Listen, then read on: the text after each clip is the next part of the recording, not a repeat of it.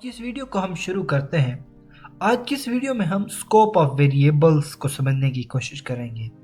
Basically जो scope of variables हैं, इसका मतलब है कि हम वेरिएबल्स को कहाँ कहाँ पर इस्तेमाल कर सकते हैं।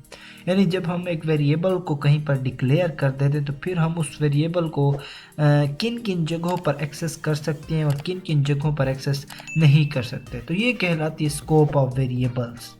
तो इसमें पहला पहला जो हमारा वेरिएबल्स में आ जाता है वो है स्टैटिक वेरिएबल।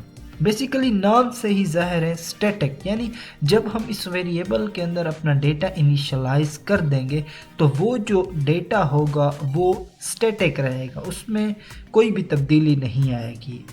वो प्रोग्राम के एंड होने तक वो वेरिएबल जो होगा सिर्फ वही वैल्यू होल्ड कर सकेगा जिसको हमने इनिशियलाइज करा दिया होगा। यानी अगर हम यहाँ पर क्या करते हैं, एक वेरिएबल बनाते हैं जिसके साथ हम कीवर्ड लिख लेते हैं स्टैटिक और डेटा टाइप उसकी सेट करते हैं। मान लो इंट हमने सेट की, वेरिएबल लेते हैं और उसके अंदर कोई वैल्यू पुट कर देते हैं।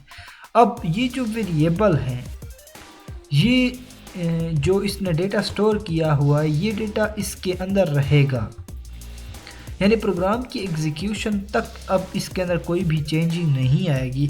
तो इसको कहते हैं स्टैटिक वेरिएबल। मैं उम्मीद करता हूँ कि आपको स्टैटिक वेरिएबल की समझ आई होगी। तो अब हम चलते हैं अपने अगले वेरिएबल की तरफ, जो कि हमारे पास आ जाता है ग्लोबल वेरिएबल।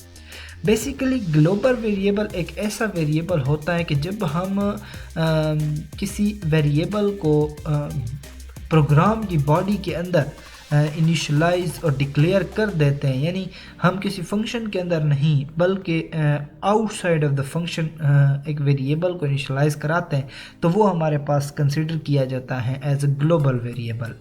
यानी यहाँ पर मैं एक वेरिएबल बनाता हूँ x और मैं इसको वैल्यू दे देता हूँ 1 into 12 दे देता हूँ। अब ये जो हमारे पास वेरिएबल कहलाएगा, ये हमारे पास एज अ ग्लोबल वेरिएबल कहलाएगा। यानी हम अब इसको यहाँ इस इंट मेन फंक्शन में भी एक्सेस कर सकते हैं, कहीं पर भी हम इसको एक्सेस कर सकते हैं। तो ये इसी वजह से कहलाता है ग्लोबल वेरिएबल।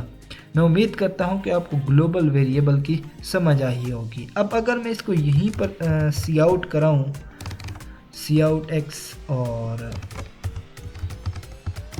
तो ये इजीली यहाँ पर सी आउट हो जाएगा, क्यों ये as a global variable act कर रहा है जिसको हम कहीं पर भी एक्सेस कर सकते हैं।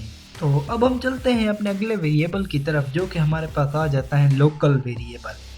बेसिकली लोकल वेरिएबल एक ऐसा वेरिएबल होता है कि जो सिर्फ वही फंक्शन एक्सेस कर सकता है कि जिस फंक्शन के अंदर हमने उस वेरिएबल को डिक्लेयर या इनिशियलाइज किया। दूसरा फंक्शन उस वेरिएबल को एक्सेस या फिर एक्सेस बिल्कुल भी नहीं कर सकता। यानी अगर हमने इंट मेन के अंदर एक फंक्शन, एक वेरिएबल जो है उसको हमने इनिशियलाइज करा दिया है, अब हम यहाँ पर कोई और फंक्शन बनाते हैं। मान लो हम यहाँ पर कोई 8 फंक्शन बनाते हैं और यहाँ पर हम फिर इस x को एक्सेस करने की कोशिश करते हैं, तो ये यहाँ पर एक्सेस नहीं हो सकता।